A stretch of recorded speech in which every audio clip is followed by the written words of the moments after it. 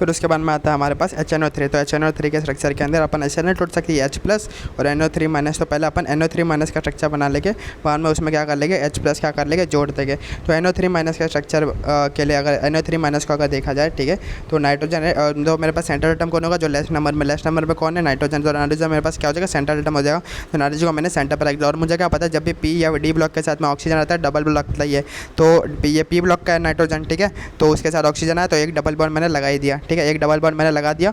और फिर मैंने क्या कर दिया, फिर एक मेरे पास क्या था, और NO3 के ऊपर क्या माइनस है, और अपने को क्या पता है कि नेगेटिव चार्ज मोर स्टेबल और मोर इलेक्ट्रोनेगेटिव। तो सबसे ज़्यादा इलेक्ट्रोनेगेटिव फ्लोरीन, ऑक्सीजन, फिर नाइट्रोजन होता है। तो ऑक्सीजन नाइट्रोजन में से कौन ज़्यादा इलेक्ट्रोनेगेटिव, ऑक्सीजन, इसलिए नेगेटिव किस पर आएगा, ऑक्सीजन के ऊपर आएगा। या जो नेगेटिव था वो किस पर आएगा, मेरे पास O- यहाँ पर किस पर हो जाएगा, यहाँ पर O- आ जाएगा, जो कि क्या हो जाएगा, ऑक्सीजन के ऊपर यहाँ पर O- मेरे पास हो जाएगा, ठीक है। NO3- का ना O- यहाँ पर हो जाएगा। और हमें पता है H+ कहाँ पर जुड़ता है, H+ से प्लस को क्या चाहिए, माइनस, तो H+ क्या हो जाएगा, माइनस के साथ में आकर ऐसा जुड़ जाएगा, ठीक है, माइनस के साथ में H+ जुड़ जाएगा, ठीक है। तो अगर देखा जाए तो सबसे पहले ऊपर वाला ऑक्सीजन का देख लूँ, तो ऊपर वाला ऑक्सीजन में 6 इलेक्ट्रॉन था, क्योंकि 16 ग्रुप का होता है, 16 ग्रुप का, तो 6 वैलेंस इलेक्ट्रॉन था, और 2 बॉन्ड बना लिया तो 8 हो गया। तो ऊपर वाला ऑक्सीजन का मेरे पास ऑक्टेट कंप्लीट है। इसका भी देख लेता हूँ, ये ऑक्सीजन के पास मेरे पास 6 था ये इलेक्ट्रॉन, और 2 बॉन्ड बना दिया, 2 बॉन्ड बना दिया, तो इसका क्या होगा, 8 होगा। तो ये वाला ऑक्सीजन का भी ऑक्टेट कंप्लीट हो गया। और हाइड्रोजन के पास 1 इलेक्ट्रॉन था ही, तो 1 इलेक्ट्रॉन मेरे पास था ही, तो इसने 1 बॉन्ड बना दिया, तो डुप्लेट कंप्लीट हो गया। तो ये भी मेरे पास क्या हो जाएगा, स्टेबल हो गया ये वाला हाइड्रोजन, ठीक है।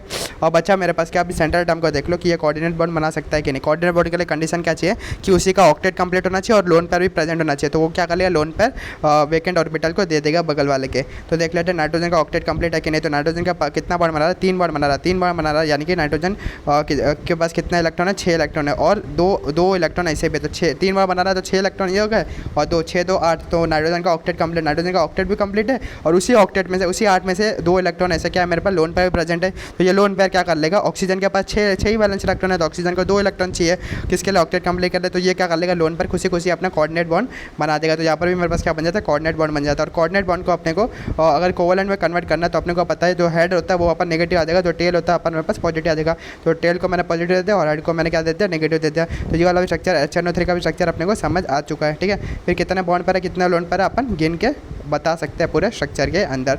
फिर अगला सवाल देख लो, NO2 का अगर मैं स्ट्रक्चर बना जाऊँ तो मुझे क्या पता है कि जब भी P या D ब्लॉक का आएगा, सबसे पहले देख लेते हैं कि नंबर में कौन कम है। तो नाइट्रोजन कम है, तो नाइट्रोजन मेरे पास क्या हो जाएगा, सेंट्रल एटम हो जाएगा। फिर जो भी P और D ब्लॉक जब भी ऑक्सीजन के साथ में एक डबल बॉन्ड तो बनता है, तो मेरे पास एक नाइट्रोजन के साथ में एक मैंने डबल बॉन्ड बना लिया, नाइट्रोजन के साथ में मैंने क्या बना लिया, एक डबल बॉन्ड बना लिया। अब देख लेते हैं कौन कितना स्टेबल है। तो ऑक्सीजन के तो 16 ग्रुप का था, 16 ग्रुप यानी 6 वैलेंस इलेक्ट्रॉन था, और 2 बॉन्ड बना जाता, और 2 इलेक्ट्रॉन, तो इसका ऑक्टेट कंप्लीट है। तो ऑक्सीजन तो मेरे पास स्टेबल है।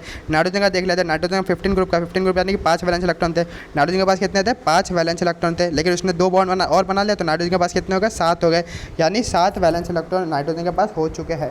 तो नाइट्रोजन के पास क्या 7 है, 7 में क्या है, ये नाइट्रोजन क्या हो जाता है, खुश हो जाता है, क्योंकि ये ऑड इलेक्ट्रॉन स्पीसीज है।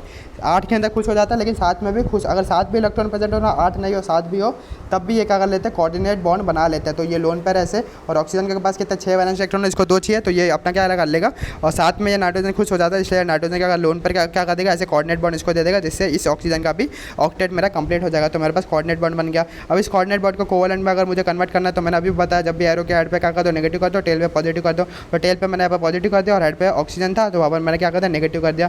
और कितने बॉन्ड पर है, कितने लोन पर है, गिन लोगे तो 3 बॉन्ड पर है, और लोन पर कितने मेरे पास 5 लोन पर हो जाएगा, 5 लोन पर हो जाएगा, क्योंकि इस ऑक्सीजन पे 3 और इसके ऊपर 2, कितने होगा, 5 मेरे पास हो गया। फिर अगला देख लो सवाल, अगले सवाल का नाम मेरे को क्या बोल देगा, BF4- अपने में दे दिया, क्या दे दिया, BF4-। तो बोरॉन कौन से ग्रुप का मेरे पास, 13 ग्रुप का, 13 ग्रुप का, यानी कि मेरे पास क्या हो जाएगा, 3 ही बॉन्ड बना पाए, 3 वैलेंस इलेक्ट्रॉन है, 3 ही बॉन्ड बना सकता है। लेकिन यहाँ पर F4 है, F4- है। जब भी सेकंड ग्रुप वाले, ठीक है, बोरॉन सेकंड ग्रुप का भी आता है, जब भी सेकंड ग्रुप वाले 3 से ज़्यादा इलेक्ट्रॉन, 3 से ज़्यादा बॉन्ड बनाते हैं, सेकंड ग्रुप वाले का मैक्सिमम कोवैलेंसी 4 होता है, लेकिन 3 से ज़्यादा ये बनाएगा तो मैक्सिमम 4 है। तो जब भी मैक्सिमम कोवैलेंसी बनाते हैं, तो जो सेंट्रल एटम होता है उसके ऊपर नेगेटिव चार्ज आता है, जो भी सेंट्रल एटम होता है उसके ऊपर नेगेटिव चार्ज होता है। तो रूल के हिसाब से क्या होना चाहिए था, मोर इलेक्ट्रोनेगेटिव फ्लोरीन था, फ्लोरीन के ऊपर नेगेटिव आना था, लेकिन सेकंड ग्रुप वाले मैक्सिमम 4 बना सकते हैं, कोवैलेंसी उनका 4 जाता है सेकंड ग्रुप का। क्यों, क्योंकि एक ऐसे होता है मेरे पास 3, एक ऐसे होता है 3 p ऑर्बिटल होता है, यानी कि 4 ही ऑर्बिटल, 4 ऑर्बिटल, इसलिए खाली 4 ही बॉन्ड बना सकते हैं। तो मैक्सिमम 4 ही बॉन्ड बना सकते हैं। और रूल के हिसाब से फ्लोरीन के ऊपर प्लस माइनस आना था, लेकिन क्या हो जाएगा,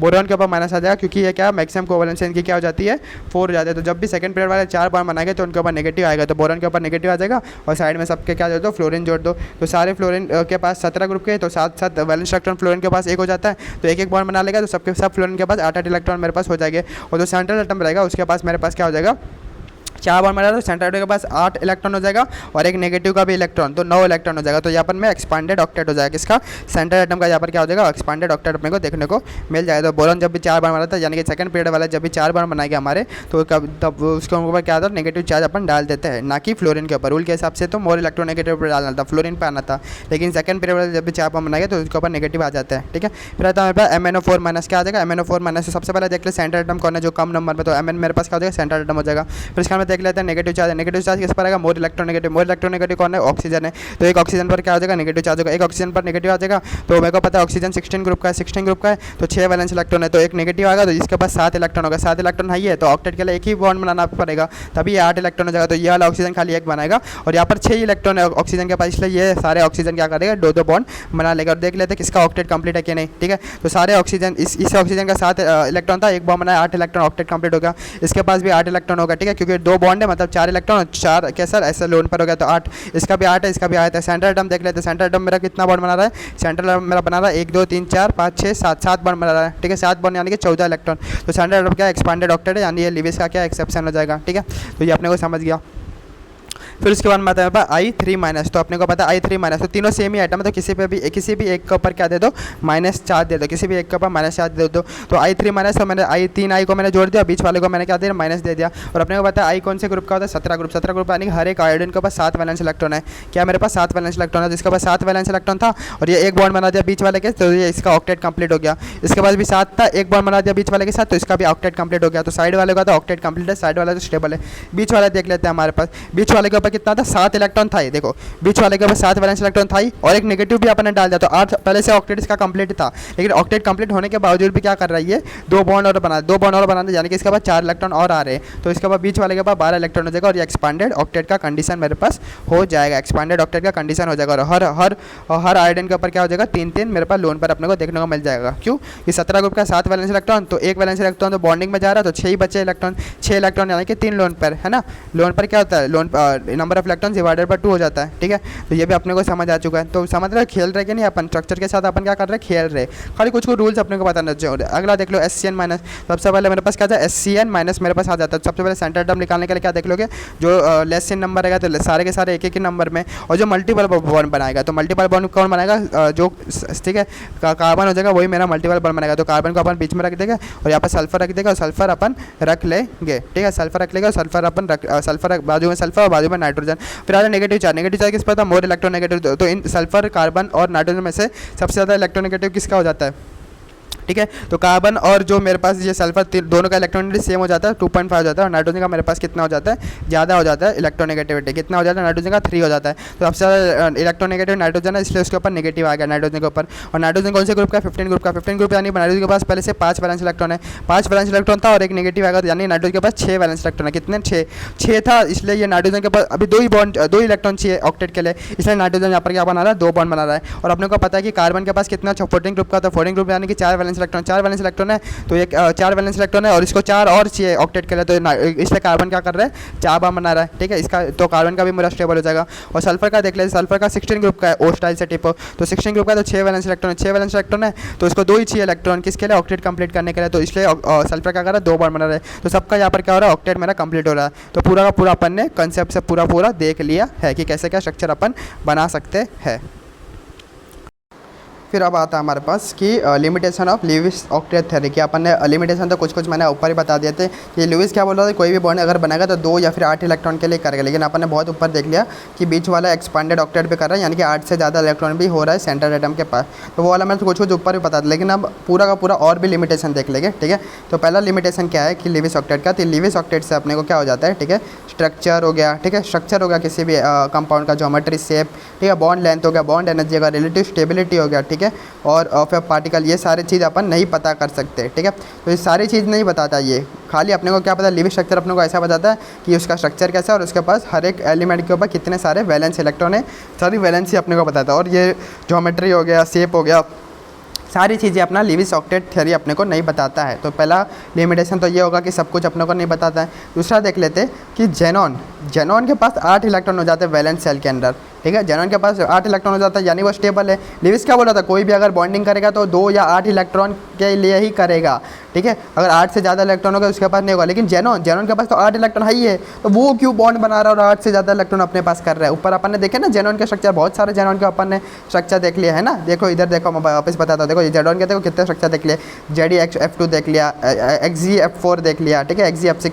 तो ये जेनॉन के पास तो 8 वैलेंस इलेक्ट्रॉन पहले से ही है, यानी ऑक्टेट्स का पहले से ही है। तो ये क्यों बॉन्ड बना रहा है, ये लिविस नहीं समझा पाया। समझ गए लिविस का लिमिटेशन की पहला लिमिटेशन क्या है कि उसने ज्योमेट्री शेप वेब जैसा बॉन्ड लेंथ बॉन्ड एनर्जी ये सारी चीज़ें नहीं समझा पा रहा था। दूसरा कि जेनॉन जैसा जो इनर्ट गैस है उनके पास पहले से ही ऑक्टेट स्टेबल है या फिर डुप्लेट स्टेबल है, तो वो क्यों बॉन्ड बना रहा है ये नहीं उसने समझा पाया। किसने, लिविस ने, है ना। तो फिर उसके बाद में आ जाता है और फिर और क्या क्या अपन ने देखा कि कंपाउंड्स विथ लेस देन या फिर मोर देन 8 इलेक्ट्रॉन भी अपने को देखने को मिलता है। कि लिविस ने बोला था कि खाली 8 इलेक्ट्रॉन या फिर 2 इलेक्ट्रॉन बन रहेंगे तब भी कोई बॉन्ड बनाएगा, या तो 8 से ज़्यादा अगर किसी के पास रहेगा सेंट्रल एटम के पास तो वो बॉन्ड बनाएगा नहीं। लेकिन अपन ने बहुत सारे एग्जाम्पल ऐसे देख लिए कि जिनके पास 8 से कम इलेक्ट्रॉन वाले भी बॉन्ड बना रहे थे और 8 से ज़्यादा एक्सपांडेड ऑक्टेट वाले भी बॉन्ड बना रहे थे। तो देख लेते, तो 8 से कम वाले जो बॉन्ड बना रहे थे उनको अपन बोल देते हैं हाइपोवैलेंट। क्या बोलते हैं, हाइपोवैलेंट स्पीसीज। क्या बोल देते हैं, हाइपोवैलेंट स्पीसीज। तो सेंट्रल के पास 8 से कम इलेक्ट्रॉन हो जाता है उसको अपन बोल देते हैं हाइपोवैलेंट स्पीसीज। फॉर एग्जांपल BeH2 देख लो, BeH2 का ना मेरे पास क्या हो जाता है, बेरिलियम है। बेरिलियम कौन से ग्रुप का है, मेरे पास सेकंड ग्रुप का है। तो बेरिलियम के पास मेरे पास कितना हो जाएगा, सेकंड ग्रुप का, तो 2 वैलेंस इलेक्ट्रॉन मेरे पास हो जाएगा बेरिलियम के पास। तो 2 वैलेंस इलेक्ट्रॉन बेरिलियम के पास है और एक हाइड्रोजन के पास एक वैलेंस इलेक्ट्रॉन है। तो क्या कर लेगा ये हाइड्रोजन क्या कर लेगा, तो हाइड्रोजन तो एक इलेक्ट्रॉन शेयर करके अपना डुप्लेट स्टेबल कर लेगा। लेकिन जो सेंटर वाला है, सेंटर वाले के पास खाली 4 इलेक्ट्रॉन है ना। सेंटर वाले 4 इलेक्ट्रॉन जो कि 2 भी नहीं है और 8 भी नहीं है। तो ये लिविस का क्या होगा, हाइपोवैलेंट होगा कि नहीं, कि 8 से कम इलेक्ट्रॉन है सेंटर के पास। तो 8 से कम इलेक्ट्रॉन कितने, 4 इलेक्ट्रॉन है। तो ये मेरे पास एक्सेप्शन होगा हाइपोवैलेंट स्पीसीज का। दूसरा देख लो BeF2 में भी सेम ही हो जाता है कि बेरिलियम के पास तो मेरे पास कितने 2 ही इलेक्ट्रॉन है, लेकिन फ्लोरीन के पास 7 वैलेंस इलेक्ट्रॉन है और इसके भी पास 7 इलेक्ट्रॉन है। तो फ्लोरीन क्या करेगा, 1 इलेक्ट्रॉन शेयर करके अपना ऑक्टेट कंप्लीट कर लेगा और ये वाला भी फ्लोरीन 1 इलेक्ट्रॉन शेयर करके ऑक्टेट कंप्लीट कर लेगा और बेरिलियम के पास वापस 4 इलेक्ट्रॉन हो जाएंगे जो कि 8 से कम है। तो ये भी मेरे पास हाइपोवैलेंट हो गया, है ना। फिर अगला देख लो बोरॉन BCl3 देख लेते हैं। BCl3 का ना बोरॉन मेरा 13 ग्रुप का है। 13 ग्रुप का यानी कि बोरॉन के पास खाली 3 इलेक्ट्रॉन है, वैलेंस 3 ही वैलेंस इलेक्ट्रॉन, लेकिन साइड एटम के पास कौन से 7 इलेक्ट्रॉन है क्योंकि 17 ग्रुप के। तो ये क्या कर लेगा, एक साइड एटम क्या कर लेगा, 1 इलेक्ट्रॉन शेयर कर लेंगे, ठीक है, शेयर कर लेगा, जिससे साइड वाले का तो ऑक्टेट कंप्लीट हो जाएगा। लेकिन जो बीच में बोरॉन है उसके पास बीच में कितना 6 इलेक्ट्रॉन हो पाएगा जो कि मेरे पास 8 से कम हो जाएगा।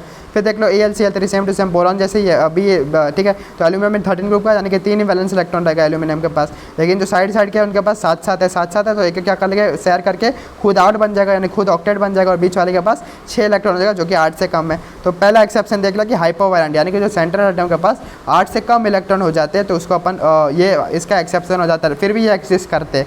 तो लिविस यहाँ पर फेल होगा कि नहीं। लिविस ने बोला कि 2 इलेक्ट्रॉन होना चाहिए सेंट्रल एटम के पास या फिर 8, 2 से ज़्यादा नहीं होना चाहिए और 8 से कम नहीं होना चाहिए और 8 से ज़्यादा भी नहीं होना चाहिए। तो ये सब किसने बोल दिया था, अपना लिविस ने बोल दिया था। लेकिन लिविस का क्या हो गया, खेल यहाँ पर बैंड बज गई, है ना। एक्सेप्शन अपने को देखने को मिल जाते हैं। और कोई अपने को डायरेक्ट अगर निकालना है कि कितने मेरे पास सेंट्रल एटम के पास कितने वैलेंस इलेक्ट्रॉन हो जाते हैं अराउंड इसके, तो अपने को ध्यान से देखने का कि सेंटर एटम कितने बॉन्ड बना रहा है। जितने बॉन्ड बनाएगा, एक बॉन्ड के अंदर 2 इलेक्ट्रॉन, तो 2 बॉन्ड बना रहा है तो 4 इलेक्ट्रॉन हो जाएगा। 4 बॉन्ड बना रहा तो उसका डबल कर दो, कितना 8 इलेक्ट्रॉन होता है क्योंकि एक बॉन्ड के अंदर 2 इलेक्ट्रॉन होता है, अपने को पता है। तो ध्यान से देख लेते हैं कि ये बेरिलियम कितने बॉन्ड बना रहा है, 2 बॉन्ड बना रहा है। 2 बॉन्ड बना रहा है यानी कि 2 2 जा 4, तो 4 इलेक्ट्रॉन हो जाएगा। इसके बाद देखो 4 इलेक्ट्रॉन डायरेक्ट अपने निकाल लिया स्ट्रक्चर बिना, ठीक है।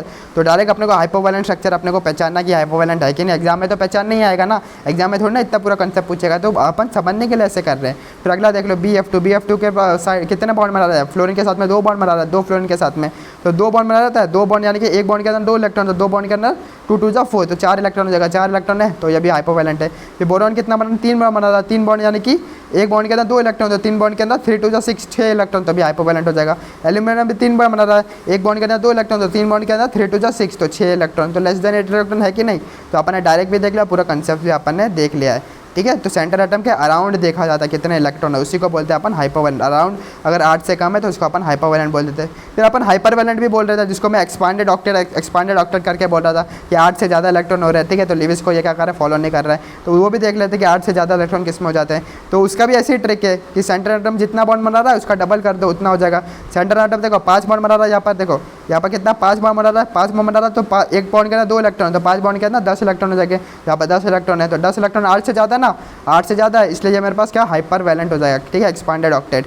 फिर 6 बॉन्ड बना रहा है ये, 6 बॉन्ड 6 टू जा 12 तो 12 इलेक्ट्रॉन हो जाएंगे। 7 बॉन्ड बना रहा है 7 टू जा 14 तो 14 इलेक्ट्रॉन हो जाएंगे, ठीक है। और सेंटर एटम सल्फर है तो सेंटर एटम कितना बॉन्ड बना रहा है, 4 इधर और 2 इधर, 6 बॉन्ड बना रहा है तो 6 टू जा 12 तो 12 इलेक्ट्रॉन। समझ गया कि नहीं। हाइपोवैलेंट भी समझ लिया जो कि एक्सेप्शन था ल्यूइस का, और हाइपरवैलेंट भी, क्योंकि ल्यूइस ने बोला था या तो दो इलेक्ट्रॉन होगा तो 8, लेकिन 8 से कम भी अपने को देखने को मिलते हैं, उसको बोलते हैं हाइपोवैलेंट, हाइपो यानी कि कम, और 8 से ज़्यादा भी अपने को देखने को मिलते हैं कहाँ पर, हाइपरवैलेंट, हाइपर यानी कि ज़्यादा। तो ये भी अपने को समझ गया। और ऑड इलेक्ट्रॉन स्पीसीज भी अपने को देखने को मिल रहे थे, क्या ऑड इलेक्ट्रॉन स्पीसीज भी अपने को देखने को मिल रहा है, जो कि मेरे पास एक्सेप्शन हो जाता है, क्योंकि ल्यूइस ने बोला था 2 या फिर 8 इलेक्ट्रॉन नहीं होगा, लेकिन ऑड इलेक्ट्रॉन स्पीसीज भी अपने को देखने को मिल जा रहा है। ऑड इलेक्ट्रॉन स्पीसीज यानी कि इतना ऐसा हो जाता है कि जिसके अंदर वैलेंस इलेक्ट्रॉन का सम जो हो जाता है मेरे पास ऑड हो जाता है, यानी कि NO ले लो, अगर NO ले लो, NO नाइट्रोजन मेरे पास कितने ग्रुप का है, 15 ग्रुप का है, 15 ग्रुप का यानी कि उसके पास 5 वैलेंस इलेक्ट्रॉन है, लास्ट का देखा जाता है ना वैलेंस इलेक्ट्रॉन 15 ग्रुप यानी 5। ऑक्सीजन 16 ग्रुप का है तो 16 ग्रुप का लास्ट में देखा जाता है 6 है तो 6 वैलेंस इलेक्ट्रॉन है, तो 5 6 11, तो 11 क्या है, 11 एक ऑड नंबर है, ऑड नंबर है इसलिए मेरे पास ऑड वैलेंस इलेक्ट्रॉन है, इसलिए इसको बोलते हैं ऑड इलेक्ट्रॉन स्पीसीज। तो एग्जाम में पूछ लेगा which of the following are the odd electron species, तो कुछ नहीं करना है, उनका वैलेंस इलेक्ट्रॉन का सम कर दो, अगर वो ऑड नंबर आ रहा है तो वो ऑड इलेक्ट्रॉन स्पीसीज, अगर ऑड नहीं आ रहा तो वो ऑड इलेक्ट्रॉन स्पीसीज नहीं है। अगला सवाल देख लो, NO2 का नाइट्रोजन 15 ग्रुप का तो 5 और ऑक्सीजन कितना 16 ग्रुप का तो 6, तो मेरे पास कितना हो जाएगा, ऑड इलेक्ट्रॉन स्पीसीज मेरे पास हो जाएगा, ठीक है। फिर क्लोरीन मेरे पास कितना है 17 ग्रुप का तो 7 और ऑक्सीजन 16 ग्रुप का तो 6 प्लस 7 कितना 13, तो ये भी मेरे पास ऑड इलेक्ट्रॉन स्पीसीज मेरे पास हो जाएगा। और इनका स्ट्रक्चर बनाना तो अपन ने पहले से ही देख लिया है, तो कैसे देख लिया तो वापस बता देता हूँ। स्ट्रक्चर कुछ नहीं होता, इसमें ज़्यादा कुछ नहीं है। मैंने बोला जब भी ऑक्सीजन P या D ब्लॉक के साथ में आएगा डबल बॉन्ड बनेगा ही, तो एक ऑक्सीजन क्या बनेगा, डबल बॉन्ड बना लिया। फिर ऑक्सीजन के बाद 16 ग्रुप का तो 6 वैलेंस इलेक्ट्रॉन है, 1 2 3 4 5 6, और इसने 2 बॉन्ड बना दिया। ऑक्सीजन ने 6 था और 2 बॉन्ड बना दिया तो इसका ऑक्टेट कंप्लीट हो गया, तो ऑक्सीजन का तो ऑक्टेट कंप्लीट होगा, ऑक्सीजन तो स्टेबल है। अब सेंट्रल एटम का देख लेते हैं, 15 ग्रुप का ये नाइट्रोजन तो 5 इलेक्ट्रॉन है इसके पास, 1 2 3 4 5 इलेक्ट्रॉन है, लेकिन 2 बॉन्ड बना दिया तो और इलेक्ट्रॉन आ गया तो 7 इलेक्ट्रॉन हो गया। तो यहाँ पर भी देखो सेंट्रल एटम के पास 7 इलेक्ट्रॉन है, तो ये मेरे पास ऑड इलेक्ट्रॉन स्पीसीज हो गया। तो ऐसे भी देख सकते हैं पूरा गिन के कितने इलेक्ट्रॉन है, तो और उससे भी और पता चल सकता है, और सेंट्रल एटम के पास भी कितने इलेक्ट्रॉन है उससे भी अपने को पता चल सकता है। तो सेंट्रल एटम के पास यहाँ पर कितने 7 है, और 7 क्या मेरे पास ऑड है, ठीक है, जो कि मेरे पास ऑड इलेक्ट्रॉन स्पीसीज है। तो मैंने बोल जाता था कि नाइट्रोजन के पास 7 इलेक्ट्रॉन होता है तब भी वो स्टेबल हो जाता है और वो अपना कोऑर्डिनेट बॉन्ड दे सकता है, यानी कि इसके पास जो एक्स्ट्रा जो लोन पर है ना ये उसको दे सकता है नाइट्रोजन के पास, ठीक है। समझ गया, खाली नाइट्रोजन में ही ऐसा हो जाता है, वरना जब 8 इलेक्ट्रॉन होगा तब भी अपना कोऑर्डिनेट बॉन्ड बना सकता है, क्योंकि लेकिन नाइट्रोजन का ये अपना लोन पर इसको दे सकता है। ऊपर ही मैंने स्ट्रक्चर एक बना के बताया था, देखो यहाँ पर कि नाइट्रोजन के पास मेरे पास यहाँ पर 7 इलेक्ट्रॉन है, फिर भी ये अपना लोन पर ऑक्सीजन को दे सकता है, ठीक है। तो पूरा का पूरा कंसेप्ट ही अपना चल रहा है, ठीक है। तो कंसेप्ट से सीखोगे तो कभी अपना गलत नहीं होगा। अगला देख लो NO2 का स्ट्रक्चर कैसे, मैंने बोला जब भी अपना ऑक्सीजन जो भी P ब्लॉक के साथ में एक डबल बॉन्ड बनेगा तो एक डबल बॉन्ड मैंने बना दिया। और ऑक्सीजन 16 ग्रुप का तो 6 वैलेंस इलेक्ट्रॉन है, 6 वैलेंस इलेक्ट्रॉन है और 2 बॉन्ड और बनाना, 6 + 2 8, तो ऑक्सीजन का तो ऑक्टेट मेरा कंप्लीट हो गया। फिर इसके बाद में अपन देख लेते हैं नाइट्रोजन का, देख लेते हैं नाइट्रोजन के बाद 2 बॉन्ड बना रहा है यानी 4 इलेक्ट्रॉन, और ऊपर का एक 5 इलेक्ट्रॉन और 6 7 इलेक्ट्रॉन। तो मैंने बोला ऑक्सीजन 7 इलेक्ट्रॉन होता है तो 8 इलेक्ट्रॉन जैसे ही माना जाता है, और वो क्या कर सकता है कोऑर्डिनेट बॉन्ड बना सकता है, और उसके बाद लोन पर है तो ये ऑक्सीजन के पास तो 6 ही इलेक्ट्रॉन है तो उसको 2 इलेक्ट्रॉन और 6, तो ये ऐसे कोऑर्डिनेट बॉन्ड इसको दे देगा, ठीक है। फिर अपन देख लेते सेंट्रल एटम के पास कितना मेरे पास 7 इलेक्ट्रॉन है, तो ये भी मेरे पास क्या होगा और इलेक्ट्रॉन स्पेस हो गया। अगला देख लो ClO2 के अंदर, ClO2 का अगर मैं देख लूँ तो जब भी मेरे पास P ब्लॉक के साथ मिला तो डबल बॉन्ड मेरे पास बन जाता है। तो ऑक्सीजन के बाद 6 वैलेंस इलेक्ट्रॉन होता है और 2 बॉन्ड मैंने बना दिया तो 6 + 2 8, तो 8 इसका ऑक्टेट कंप्लीट हो जाएगा। और क्लोरीन का देख लो, क्लोरीन ने कितने बॉन्ड बना दिए ध्यान से देख लो। ऑक्सीजन हमेशा डबल बॉन्ड बना ही देता है तो डबल बॉन्ड मैंने बना दिया। और क्लोरीन के मेरे में कितने बॉन्ड बन गए ध्यान से देख लेते हैं, 1 bond 2 bond 3 bond 4 bond, 4 bond बन गया यानी 8 इलेक्ट्रॉन हो गए। और ये 2 और 3, 8 + 3 11, तो सेंट्रल एटम के पास 11 इलेक्ट्रॉन जो कि ऑड है, इसलिए इसको ऑड इलेक्ट्रॉन स्पीसीज बोल सकते हैं। तो ऑड इलेक्ट्रॉन स्पीसीज पता करना है तो या तो स्ट्रक्चर बिना बनाए डायरेक्टली उनका वैलेंस इलेक्ट्रॉन काउंट कर लो, या फिर स्ट्रक्चर बनाने के बाद सेंट्रल एटम के पास जितने इलेक्ट्रॉन है वो ऑड हुए तो वो भी ऑड इलेक्ट्रॉन स्पीसीज मान लिया जाता, तो कैसे भी अपन कर सकते हैं, ठीक है। लेकिन बेस्ट मेथड है कि डायग्राम बनाने के बाद में ये वाले जो होते हैं वो मेरे पास ऑड इलेक्ट्रॉन माने जाते हैं। ये भी अपने को समझ गया है ना। फिर देख लेते हैं डुप्लेट भी मेरा क्या एक्सेप्शन है, किसका हो जाता है एक्सेप्शन, ठीक है। तो डुप्लेट मेरे पास एक्सेप्शन नहीं है, सॉरी, ठीक है। तो ये अपने को समझ आ चुका है। फिर आ जाता है ये वाला तो हो गया। फिर अपन देख लेते हैं इसके बाद में आता है हमारे पास एक नया कंसेप्ट जिसको बोल देते हैं अपन फॉर्मल चार्ज, ठीक है। तो फॉर्मल चार्ज हमारे पास क्या होता है वो अपन देख लेते हैं, ठीक है। तो फॉर्मल चार्ज हो जाता है मेरे पास charge present on each atom, उसको अपन बोल देते हैं फॉर्मल चार्ज।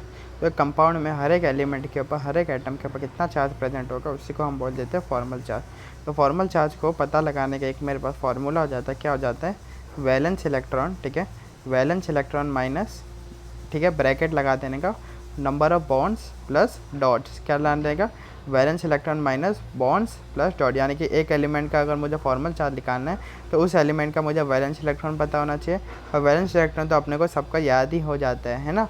वैलेंस इलेक्ट्रॉन अपने को पता है कि फॉर एग्जांपल ऑक्सीजन का कितना वैलेंस इलेक्ट्रॉन है, 16 ग्रुप का तो 6 वैलेंस इलेक्ट्रॉन है। नाइट्रोजन कितना वैलेंस इलेक्ट्रॉन है, 15 ग्रुप का तो 5 वैलेंस इलेक्ट्रॉन है। तो ये चीज़ तो अपने को याद ही रहती है। फिर कितना बॉन्ड बना रहा है वो एटम, कितना बॉन्ड बना रहा है वो अपने को दिख जाएगा स्ट्रक्चर से।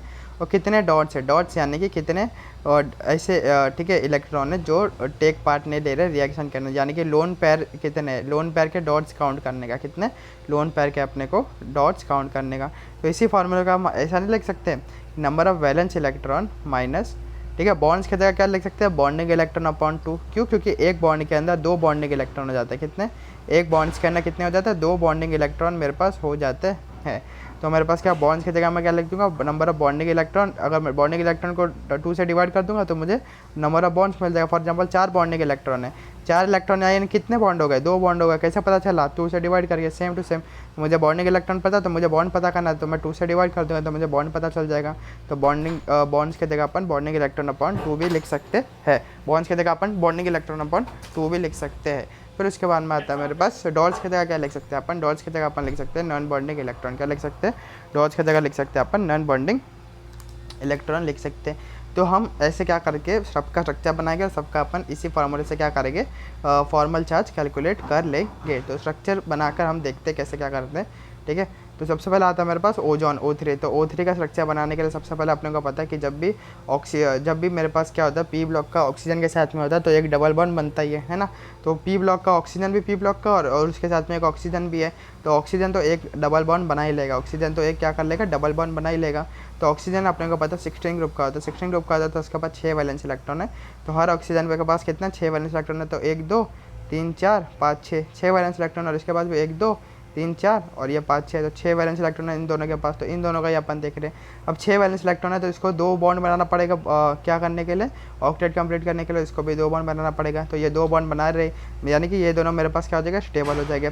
अब अच्छा ये वाला ऑक्सीजन, इसके पास भी मेरे पास 6 वैलेंस इलेक्ट्रॉन है और इसको 2 इलेक्ट्रॉन चाहिए। तो मैंने क्या बोला था, कोऑर्डिनेट बॉन्ड कब होता है, जब एक जन का ऑक्टेट कंप्लीट होता है और उसी ऑक्टेट में से ही वो लोन पेयर को क्या कर देता है, दूसरे को दे देता है, ठीक है। तो इसका ऑक्टेट कंप्लीट और इसके बाद लोन पेयर भी है, तो इसको 2 इलेक्ट्रॉन की ज़रूरत भी है ये वाला ऑक्सीजन को।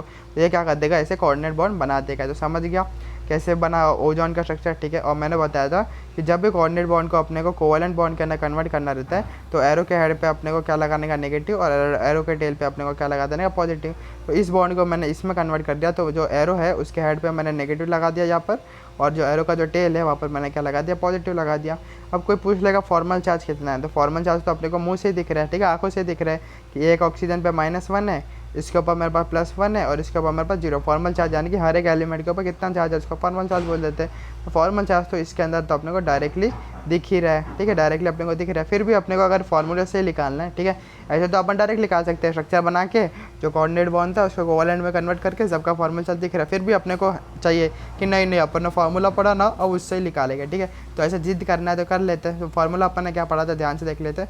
फार्मूला क्या पढ़ा था, number of valence electron minus bonds plus dots का, valence electron minus bonds plus dots. तो पहले ये इसका निकालेंगे, फिर इसका निकालेंगे, फिर इसका निकालेंगे, ठीक है। ABC मैंने नेम कर दिया है। तो ऑक्सीजन, तो ए क्या मेरे पास ऑक्सीजन, ऑक्सीजन का वैलेंस इलेक्ट्रॉन कितना है 6, valence electron minus bonds plus dots ना। तो ये ऑक्सीजन कितना बॉन्ड बना रहा है, 2 बॉन्ड बना रहा है ना। ये वाला ऑक्सीजन कितना बॉन्ड बना रहा है, 2 बॉन्ड बना रहा है। तो बॉन्ड्स प्लस डॉट्स, ये वाला ऑक्सीजन के ऊपर कितने डॉट्स बचे, 4 डॉट्स बचे। कितने बचे, 4 डॉट्स, 1 2 3 4, तो मैं 4 कर दूंगा। तो मेरे पास कितना आ जाएगा, 6 - 6 0। तो इसका चार्ज 0 आ गया और अपने को डायरेक्ट भी पता चल गया था कि इसका चार्ज 0 है ना। फिर अगला का देख लेते हैं, number of valence electron minus bond plus dots. तो ये वाला ऑक्सीजन, इसका भी ऑक्सीजन का वैलेंस इलेक्ट्रॉन 16 ग्रुप का है तो वैलेंस इलेक्ट्रॉन 6 ही रहेगा, माइनस बॉन्ड्स प्लस डॉट्स, कितना बॉन्ड बना रहा है, 1 बॉन्ड बना रहा है, प्लस कितने डॉट्स है इसके पास, 1 2 3 4 5 6 डॉट्स है मेरे पास। कितने डॉट्स है इसके पास, number of valence electron minus bonds plus अपने को क्या करने का, डॉज कर देने का, ठीक है।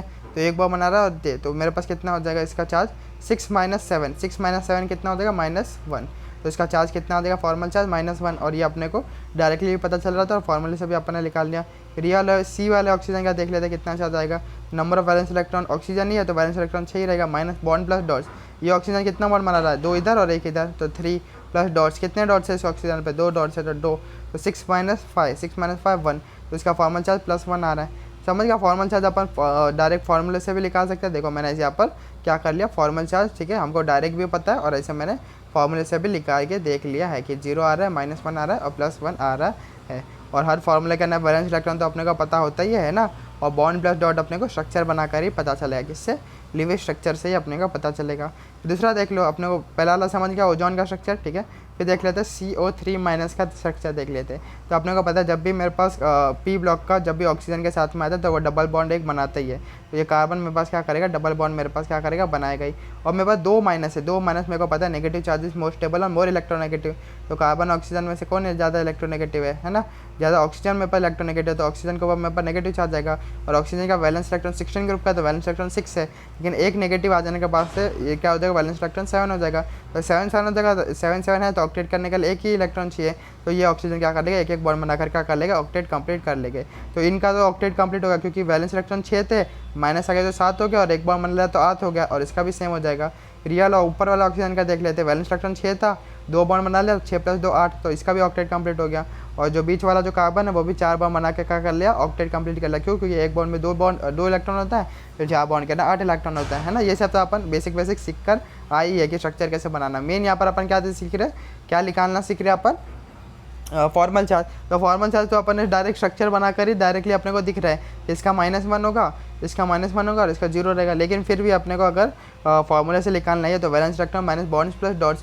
तो ऑक्सीजन कौन से ग्रुप का, 16 ग्रुप का, तो वैलेंस इलेक्ट्रॉन 6 है, माइनस बॉन्ड कितना बार बना रहा है, एक बार बना रहा है तो 1 लिख दिया, प्लस डॉट्स कितने ऑक्सीजन पर डॉट्स, 1 2 3 4 5 6, तो इसका -1 आ रहा है, हाँ -1 आ रहा है। स्ट्रक्चर में भी अपने को पता है ना, स्ट्रक्चर में भी अपने को दिख रहा है। फिर अगला देख लेते हैं कि ये वाला ऑक्सीजन का देख लेते हैं कि इसका भी कितना वैलेंस इलेक्ट्रॉन कितना, 16 ग्रुप का 6 माइनस बॉन्ड्स प्लस डॉट्स कितना बार बना रहा है, एक बार बना रहा है, प्लस डॉट्स कितने इसका 6, तो इसका भी -1 आ रहा है चार्ज। फिर ऊपर वाला ऑक्सीजन का देख लेते हैं कितना हो जाएगा इसका फॉर्मल चार्ज ऊपर वाला ऑक्सीजन का, ठीक है। तो वैलेंस इलेक्ट्रॉन 16 ग्रुप का तो 6 हो जाएगा, माइनस कितने बार बना रहा है, 2 बार बना रहा है, प्लस कितने डॉट्स है इसके, 4 डॉट्स है, 1 2 3 4, तो 4 लिख दिया, 6 - 6 0, तो 0 चार्ज आ रहा है मेरे पास, है ना।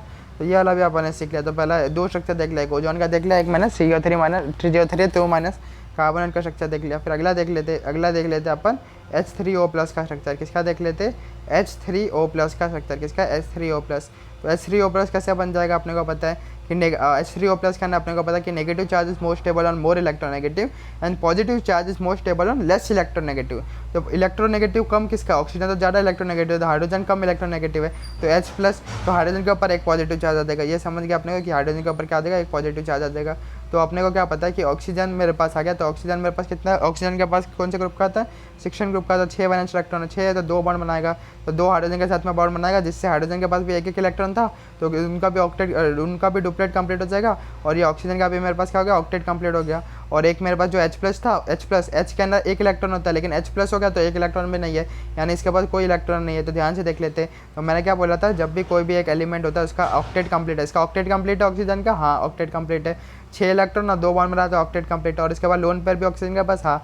और ये क्या कर सकता है, इसको दोनों के दोनों इलेक्ट्रॉन दे सकता है कि ऑक्सीजन H+ को दे सकता है, हाँ दे सकता है, कोऑर्डिनेट बॉन्ड बनाकर कि जब भी जिसका ऑक्टेट कंप्लीट होता है उसके पास उसी ऑक्टेट में से लोन पेयर होता है तो कोऑर्डिनेट बॉन्ड बना सकते हैं। तो ये क्या कर लेगा, ये वाला ऑक्सीजन अपना लोन पर इसको दे देगा। और अपने को क्या पता है, एरो के हेड के ऊपर नेगेटिव आएगा और एरो के टेल के ऊपर क्या हो जाएगा, पॉजिटिव आ जाएगा।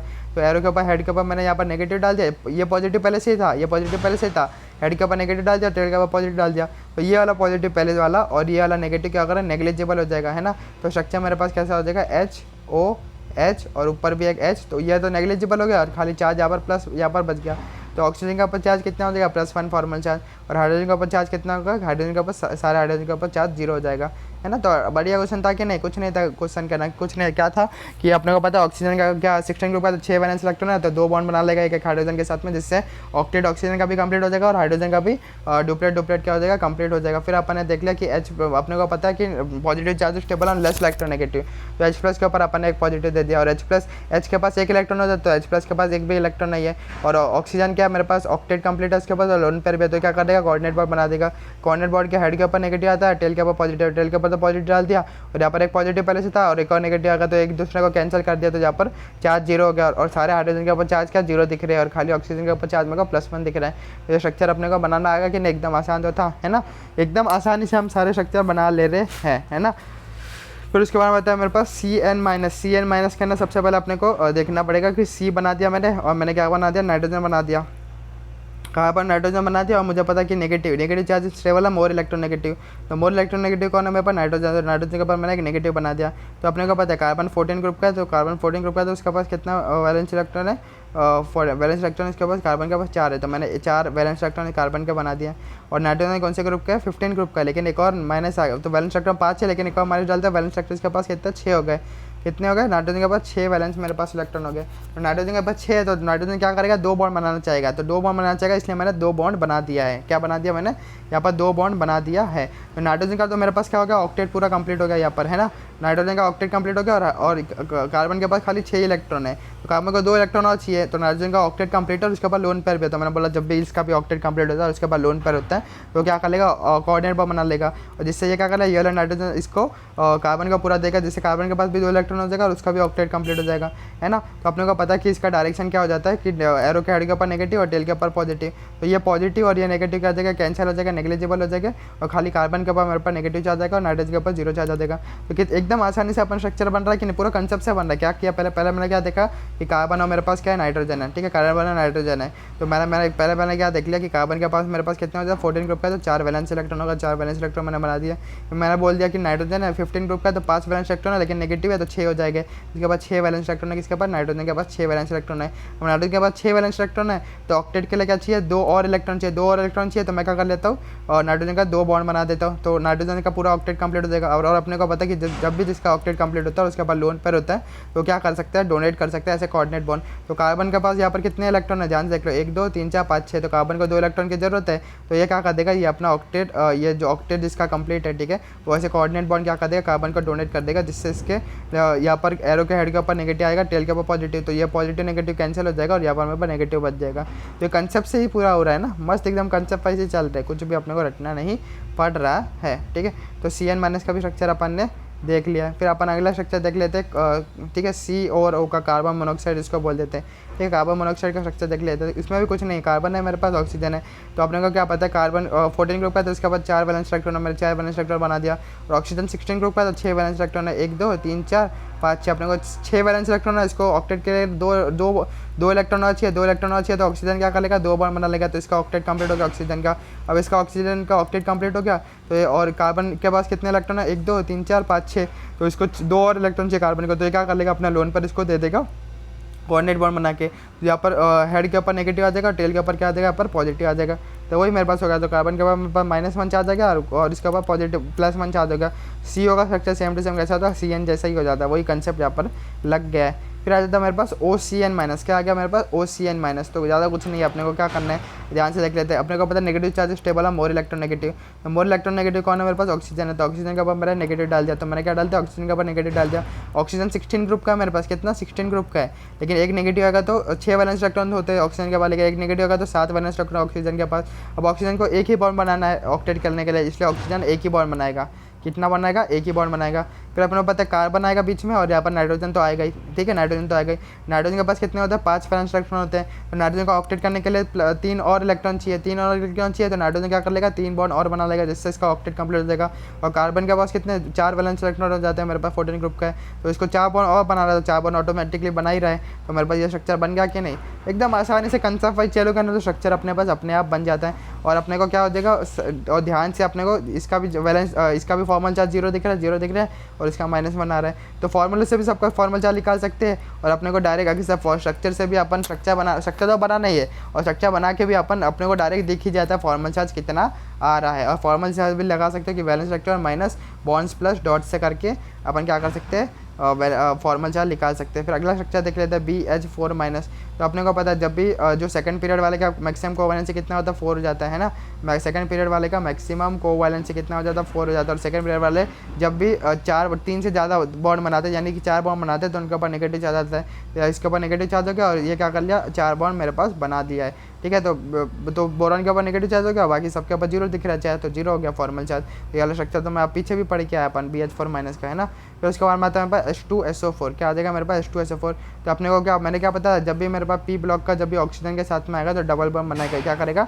डबल बॉन्ड बनाएगा ये। तो जो P ब्लॉक का है ये ऑक्सीजन के साथ में डबल बॉन्ड बना दिया, अभी डबल बॉन्ड बना दिया, ठीक है। और जो 2 हाइड्रोजन है, तो 2 हाइड्रोजन क्या कर लेगा? इसके साथ में सिंगल बॉन्ड बना देगा, और ऑक्सीजन के साथ में जोड़ के सिंगल बॉन्ड क्या कर देगा? बना देगा। ये दो हाइड्रोजन में नहीं होते ना, तब क्या कर लेते हैं अपन, इधर भी डबल बॉन्ड और नीचे भी डबल बॉन्ड बना लेते, लेकिन 2 हाइड्रोजन थे ना, तो अपन क्या कर लिए, सिंगल सिंगल बॉन्ड बना दिया, जिससे इसका ऑक्टेट कंप्लीट हो सके और हाइड्रोजन का ड्यूप्लेट मेरे पास क्या हो सके, कंप्लीट हो सके। और सबके पास मेरे पास क्या है, चार्ज मेरे पास क्या है, 0, सबके पास मेरे पास क्या है, चार्ज मेरे पास क्या हो जाएगा, 0 हो जाएगा, सबका मेरा ऑक्टेट कंप्लीट है। 6 वैलेंस इलेक्ट्रॉन होता है ऑक्सीजन का, सेक्शन ग्रुप का है, 2 बॉन्ड बनाकर ऑक्टेट कंप्लीट कर दिया, इसका भी सेम टू सेम हो जाएगा। इसका 1 इलेक्ट्रॉन होता है लेकिन 1 बॉन्ड बना के डुप्लेट कंप्लीट कर लिया, इसका भी 1 इलेक्ट्रॉन होता है, बॉडी को बना के 1 बॉन्ड बना के डुप्लेट कंप्लीट कर लिया। इसका 6 इलेक्ट्रॉन होता है, 2 बॉन्ड बना दिया, ऊपर एक हाइड्रोजन के साथ, एक सल्फर के साथ, ठीक है। और मेरे पास सल्फर का भी मेरे पास 6 वैलेंस इलेक्ट्रॉन होता है, लेकिन यहाँ पर एक्सपांडेड ऑक्टेट होता है, कितना बॉन्ड बना, 1 2 3 4 5 6 बॉन्ड उसने बना दिया, 6 बॉन्ड यानी कि 12 इलेक्ट्रॉन है सेंट्रल एटम के पास, तो ये एक्सपांडेड ऑक्टेट का कंडीशन हो जाएगा।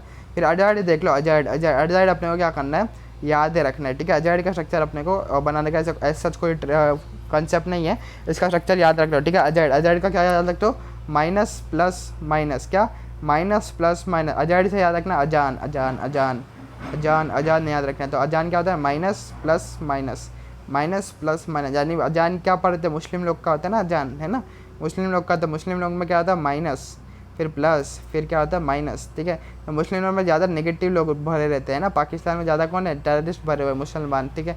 तो क्या लास्ट में माइनस, और उनमें से कुछ ही अच्छे, ठीक है। ज़्यादा मोस्टली क्या दिखेगा, माइनस दिखेगा, यानी स्टार्टिंग का फर्स्ट इंप्रेशन भी अपना नेगेटिव पड़ता है पाकिस्तान का, और लास्ट इंप्रेशन भी पाकिस्तान का नेगेटिव है, और उसमें से खाली कुछ लोग ही थोड़े मासूम है, तो बीच में प्लस। तो ऐसा देखने का कि फर्स्ट इंप्रेशन में भी पाकिस्तान का क्या मुस्लिम है, तो मुस्लिम लोग है वहाँ पर ज़्यादा, तो क्या हो जाएगा, अजान है, तो अजान से अजाइड याद रखना। तो फर्स्ट इंप्रेशन भी नेगेटिव है, लास्ट इंप्रेशन भी नेगेटिव, और उसमें से खाली कुछ लोग क्या है पॉजिटिव, कुछ लोग अच्छे इंसान होते हैं हर जगह। तो वही सेम टू सेम है, पहले नाइट्रोजन पे भी नेगेटिव, लास्ट पे भी नाइट्रोजन पे नेगेटिव, और कुछ लोग अच्छे तो बीच में पॉजिटिव। तो ये ऐसा ट्रिक याद करके कर ले ना, ठीक है। तो ये भी अपने को समझ आ चुका है। फिर हम क्या कर लेते हैं, थोड़ा बहुत एनसीईआरटी कर लेते हैं, ठीक है। तो एनसीईआरटी का जितना भी अपन ने किया और उसका पूरा एनसीईआरटी देख लेते हैं कि लीव स्ट्रक्चर से लेकर अब तक का एनसीईआरटी देख लेते हैं। तो पहले देख लेते हैं एनसीईआरटी के अंदर लिविस के बारे में क्या दिया है। तो लिविस ने एनसीईआरटी के अंदर बोला क्या, ठीक है, कि लिविस ने क्या माना था कि एटम के अंदर क्या होता है, मेरे पास कर्नल हो जाता है और वैलेंस इलेक्ट्रॉन होता है। ये कर्नल और वैलेंस इलेक्ट्रॉन मेरे पास क्या होता है, ध्यान से देख लेते हैं।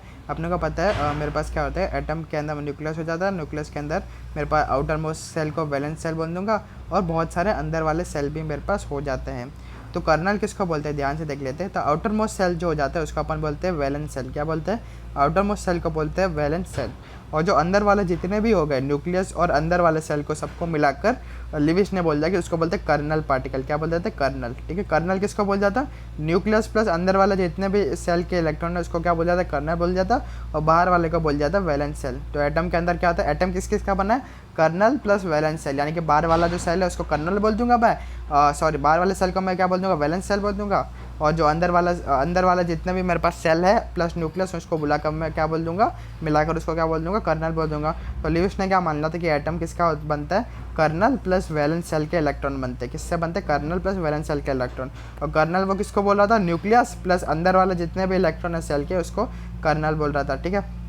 और जो वैलेंस सेल था उसको वैलेंस सेल के अंदर जितने भी इलेक्ट्रॉन थे उसको वैलेंस इलेक्ट्रॉन बोल रहा था। तो लुईस क्या बोल रहा था कि जो अंदर वाले जितने भी इलेक्ट्रॉन थे वो कोई भी रिएक्शन के अंदर पार्ट नहीं लेते हैं। और हमको भी पता कि वैलेंस सेल ही कोई भी केमिकल रिएक्शन करते हैं, जो अंदर वाले इलेक्ट्रॉन थे वो कोई भी केमिकल रिएक्शन के अंदर पार्ट नहीं लेते हैं। और वैलेंस सेल, और लुईस बोल रहा था कि वैलेंस सेल जो होता है वो ऑक्यूपाई 8 मैक्सिमम कितने 8 वैलेंस इलेक्ट्रॉन हो सकते हैं ना, बाहर वाले सेल के अंदर मैक्सिमम 8 वैलेंस इलेक्ट्रॉन होते हैं। तो बोल जाता है valence shell occupy 8 corner of the cube surround the kernel.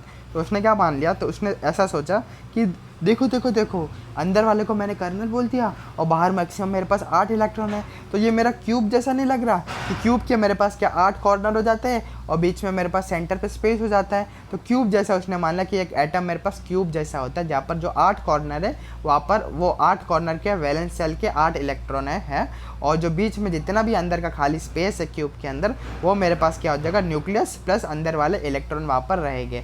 तो ऐसा किसने बोल दिया था, हमारा लिविस ने बोला कि एटम मेरे पास 2 चीज़ से मिलकर बनता है, एक होता है वैलेंस सेल के इलेक्ट्रॉन और दूसरा हो जाता है कर्नल यानी कि न्यूक्लियस प्लस अंदर वाले इलेक्ट्रॉन, ठीक है। तो वैलेंस सेल के इलेक्ट्रॉन क्या करेंगे, क्यूब के 8 कॉर्नर के ऊपर रहेंगे, ठीक है, और क्यूब के सेंटर वाले स्पेस को कौन ऑक्यूपाई करेगा, न्यूक्लियस प्लस अंदर वाले इलेक्ट्रॉन। तो ऐसा क्या मान लिया था किसने, लिविस ने ऐसा मान लिया था, ठीक है। तो पहला ये मान लिया था लिविस ने फिर देख लेते हैं अपन फिर लुईस का सिंबल क्या काम आता है। तो Lewis symbol helps to calculate the number of valence of the group, ठीक है।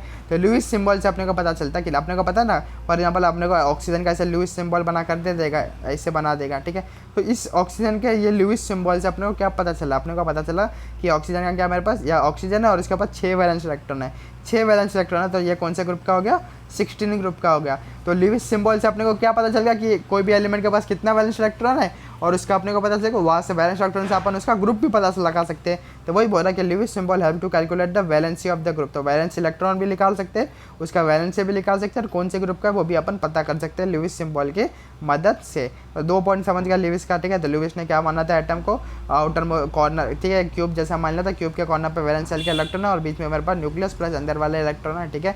और इसने लुईस सिंबल से अपने को क्या पता चलता है, उसका वैलेंस इलेक्ट्रॉन पता चलता है और अपने को पता चलता है कि कौन से ग्रुप का वो एलिमेंट है। फिर क्या बोलता है, फिर Lewis structure provide the picture of the bonding lone pair and bond pair. तो ये लोन पेयर और बॉन्ड पेयर के बारे में अपने को बता देता है। तो अपन पीछे पढ़ के है ना किसके ना कितना लोन पेयर है, कौन सा कितना बॉन्ड पेयर है, तो अपन लुईस स्ट्रक्चर से ही बना के रहे, ठीक है। लेकिन ये लुईस जो स्ट्रक्चर हो जाता है वो बॉन्ड लेंथ हो गया, बॉन्ड एनर्जी हो गया, इनके बारे में कुछ भी अपने को आइडिया नहीं देता है। तो बॉन्ड लेंथ हो गया, बॉन्ड एनर्जी हो गया, इनके बारे में अपने को आइडिया नहीं देता है, ठीक है। फिर आ जाता है अगला एनसीईआरटी का ना क्या लिखता है, वो एनसीईआरटी पढ़ रहे हैं अपन, ठीक है। तो एनसीईआरटी का अपने को क्या पता है कि सेंट्रल मेटल एटम क्या होता है मेरे पास। तो सेंट्रल एटम मेरे पास क्या होता है कि वो लेस इन नंबर होता है, लेस इलेक्ट्रोनेगेटिव होता है, लेस साइज हो जाता है। तो मैं कब का बताते ही आ रहा हूँ, है ना। फॉर एग्जांपल मेरे पास HNO3 हो गया, है ना, HNO3 हो गया। तो HNO3 क्या ना मेरे पास कौन सा सेंट्रल एटम होगा, सेंट्रल एटम नंबर क्या होता है, लेस इन नंबर। तो लेस इन नंबर यहाँ पर कौन है, या तो हाइड्रोजन है या तो ऑक्सीजन है, या नाइट्रोजन है। ऑक्सीजन तो बहुत सारे नंबर में, तो ऑक्सीजन तो होगा नहीं सेंट्रल एटम। लेस इलेक्ट्रोनेगेटिव, ठीक है, लेस इलेक्ट्रोनेगेटिव और लार्ज साइज। तो हाइड्रोजन और नाइट्रोजन में से साइज़ किसका बड़ा है, साइज़ मेरे पास नाइट्रोजन का बड़ा है। तो नाइट्रोजन मेरे पास क्या हो जाएगा, मेरे पास सेंट्रल एटम मेरे पास हो जाएगा। तो सेंट्रल एटम मेरे पास क्या हो जाता है, एनसीईआरटी लिखती है कि मेरे पास कप नंबर में होना चाहिए और उसका साइज़ बड़ा होना चाहिए, वो मेरे पास क्या हो जाएगा, सेंट्रल एटम। और हाइड्रोजन का साइज़ बहुत छोटा हो जाता है, इसलिए हाइड्रोजन कभी भी सेंट्रल एटम नहीं होता। ये मैं पहले भी बताकर आ चुका हूँ। तो एनसीईआरटी मस्त है ना, पढ़ने में मज़ा आ रहा है कि नहीं एनसीईआरटी, है ना। फिर अगला देख लो, एनसीईआरटी का ना क्या लिखा है, फॉर्मल चार्ज के बारे में एनसीईआरटी लिखती है कि बोलता है कि it is not the indicate the real charge, ठीक है, सेपरेशन इन ए मॉलिक्यूल। तो अपन निकाल लेते ना वो बहुत सारे एलिमेंट्स का फॉर्मल चार्ज अपन निकाल के, या फॉर एग्जांपल ओजोन का मैं बताता हूँ, तो ओजोन का मेरे पास ऐसा स्ट्रक्चर मेरे पास हो जाता है ना। और मैंने ओजोन का क्या बताता है, यहाँ पर नेगेटिव, यहाँ पर पॉजिटिव और यहाँ पर मेरे पास 0। तो ये फॉर्मल चार्ज अपन निकाल लेते हैं, ये हो गया, ठीक है। तो यहाँ पर ये वाला ऑक्सीजन का नेगेटिव हो गया, इसका पॉजिटिव होगा, इसके वाला ऑक्सीजन का मेरे पास 0 हो गया। तो ये क्या बोलता है, not a real charge separation in A molecule, ठीक है। तो ये असली में इनके ऊपर चार्ज नहीं है, ये तो हम खाली ऐसे दिखाने के लिए मान लेते हैं, ठीक है, हाइपोथेटिकली ये चार्ज मान लेते हैं। ये फॉर्मल चार्ज कोई भी रियल चार्ज नहीं है, ये क्या है, इमेजिनरी चार्ज है। क्या है, इमेजिनरी। तो याद रखना, एग्जाम में पूछ लेगा, स्टेटमेंट इसमें देगा क्या formal charge real charge separation हो जाता है, नहीं, रियल चार्ज सेपरेशन नहीं होता। ये खाली अपन दिखाते हैं कि कोऑर्डिनेट बॉन्ड बना है, तो उसको मैं कोवेलेंट बॉन्ड से रिप्लेस कर रहा हूँ। तो मैं बताता हूँ कि मैं नेगेटिव किसको देता हूँ, पॉजिटिव, नेगेटिव में दे रहा हूँ, यानी कि जिसको इलेक्ट्रॉन मिल रहा है, इसलिए दिखाने के लिए, ठीक है, खाली दिखाने के लिए होता है कि जिसके एरो के हेड के ऊपर मैं नेगेटिव दे रहा हूँ ताकि उसको इलेक्ट्रॉन मिल रहा है, उसको कर जाए।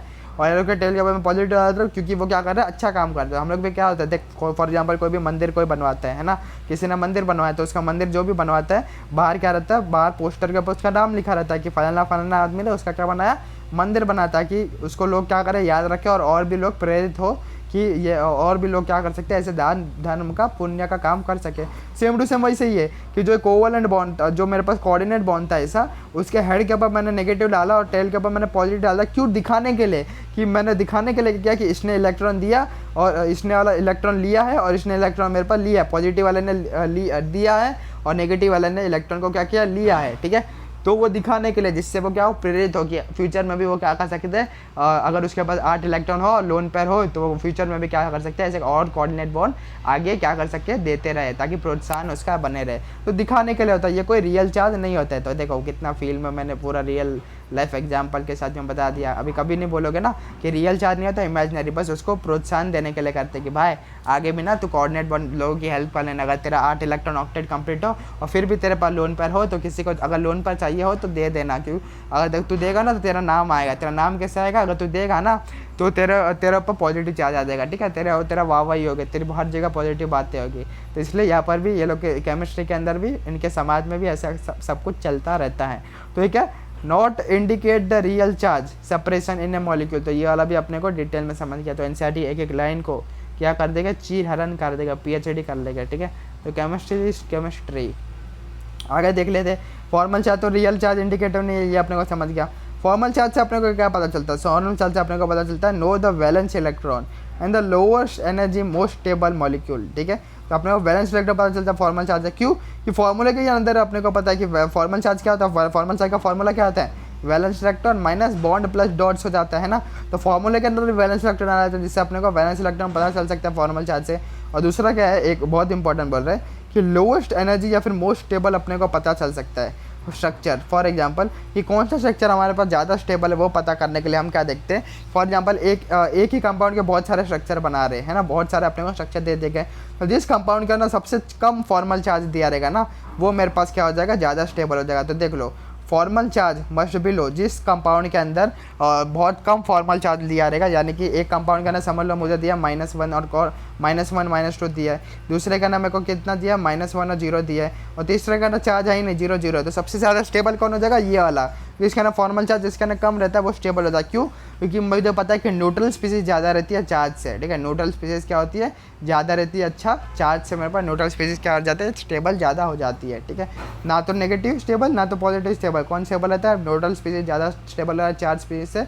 ये अपन रेजोनेंस के अंदर भी पढ़ लेते हैं ऑर्गेनिक करना कि न्यूट्रल स्पीसीज मेरे पास चार्ज से ज़्यादा हो जाती है। फिर नंबर ऑफ पाई बॉन्ड जिसमें ज़्यादा रहता है वो ज़्यादा स्टेबल रहता है। तो रेजोनेंस के अंदर अच्छे से पढ़ लोगे रेजोनेंस की स्टेबिलिटी में, तो वही कंसेप्ट यहाँ पर लगा है कि जिसके अंदर जो भी मॉलिक्यूल के अंदर अपने को ज़्यादा कम फॉर्मल चार्ज दिखेगा वो मेरे पास क्या हो जाएगा, स्टेबल हो जाएगा। तो फॉर्मल चार्ज से अपने को क्या पता चलता है, एक तो पता चलता है कि वैलेंस इलेक्ट्रॉन पता कर लेगी क्योंकि फॉर्मूला में ही आता था वैलेंस इलेक्ट्रॉन, और दूसरा पता चलता है कि भाई कि लोएस्ट एकदम एनर्जी वाला यानी कि मोस्ट स्टेबल स्ट्रक्चर अपन पहचान सकते हैं कि जिस स्ट्रक्चर के अंदर सबसे कम फॉर्मल चार्ज दिया रहेगा वो स्ट्रक्चर सबसे क्या रहेगा, ज़्यादा स्टेबल मेरे पास रहेगा। फिर अगला स्टेटमेंट क्या बोलते हैं एनसीईआरटी की, लिविंग स्ट्रक्चर जो होता है मेरे पास based on pure covalent view. भाई कोवेलेंट व्यू पर ही रहेगा ना, कि लिविंग थ्योरी क्या पता थी, कोवेलेंट बॉन्ड को तो पढ़ा रही है, आयरन बॉन्ड तो कब का खत्म कर दिया सीख कर अपन। अभी अपन क्या कोवेलेंट बॉन्ड ही तो पढ़ रहे हैं, और कोवेलेंट बॉन्ड को कौन एक्सप्लेन करता है, लिविंग थ्योरी एक्सप्लेन करती है ना, 4 थ्योरी एक्सप्लेन करती है। तो एक होता है लिविंग थ्योरी, एक होता है वीबीटी, एक होता है वीएससीपीआर थ्योरी, और चौथा होता है मेरा एमओटी। तो 4 थ्योरी कोवेलेंट बॉन्ड को क्या करते हैं, एक्सप्लेन करती है, एक लिविंग, एक वीबीटी, एक वीएससीपीआर और एक होता है एमओटी। तो लिविंग थ्योरी किस पर बेस्ड है, प्योर कोवेलेंट व्यू। तो ये तो भाई कुछ समझने की जरूरत ही नहीं है क्योंकि अपन कोवेलेंट बॉन्ड के नहीं पढ़ते हैं, लिविंग थ्योरी किसको एक्सप्लेन करते हैं, कोवेलेंट बॉन्ड को, इसलिए कोवेलेंट व्यू पर बेस्ड है ना। तो ये वाला भी अपने को एनसीईआरटी का लाइन समझ गया, ठीक है। एनसीईआरटी का लाइन थोड़ा डिटेल्स में पढ़ा करो, जिससे अपने को क्या करे एग्जाम के अंदर अगर स्टेटमेंट आए तो अपने क्लिक हो सके। फिर अगला क्या है, लिमिटेशन क्या है लिविस का, कि Lewis only octet rule apply in second period mainly but few third period also, ठीक है। तो क्या बोलता है लिविस ने, क्या बोलता था, या तो मेरे पास क्या करेगा 2 इलेक्ट्रॉन बनेगा या तो 8 इलेक्ट्रॉन बनेगा, लेकिन इसका लिमिटेशन भी था हाइपोवैलेंट, हाइपरवैलेंट, यानी कि एक्सपांडेड ऑक्टेट भी अपने को देखने को मिल जाता है, ठीक है। तो जो ऑक्टेट रूल कहाँ पर अप्लाई होता है, तो लिविस का जो थ्योरी था वो खाली अपने को सेकंड पीरियड के अंदर ही अप्लाई होता है, ठीक है।